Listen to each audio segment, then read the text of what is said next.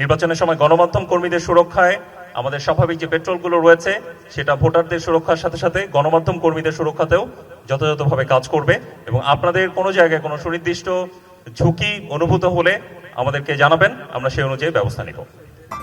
American ASTM স্ট্যান্ডার্ডে তৈরি আধুনিক যুগের আধুনিক pipe RFL easy pipe and fittings. Dhaka 14 আসনে একাধিক প্রার্থীর ব্যাপারে সংঘর্ষের কোনো সম্ভাবনা আছে কিনা এই ব্যাপারে একজন জানতে চেয়েছেন।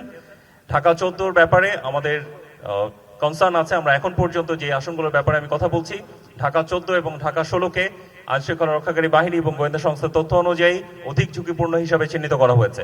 তো যেখানে অধিক ঝুঁকিপূর্ণ হিসাবে চিহ্নিত করা হয়েছে সেই হিসাবে আমাদের কার্যকরী ব্যবস্থা অলরেডি গ্রহণ করা হয়েছে এবং সেটার প্রতিফলন আপনারা গ্রাউন্ডে অবশ্যই দেখতে পাবেন। এই সকল আসনেই আমরা সকল ভোট কেন্দ্রকে অধিক ঝুঁকিপূর্ণ, মধ্যম ঝুঁকিপূর্ণ এবং সাধারণ এই তিনটি ক্যাটাগরিতে ভাগ করেছি এবং এই অনুযায়ী আমরা আমাদের ডিপ্লয়মেন্ট ঠিক করেছি এবং সেখানে একই সাথে সিসি ক্যামেরার কভারেজ আছে কিনা সেটাও নিশ্চিত করার কাজ চলমান রয়েছে।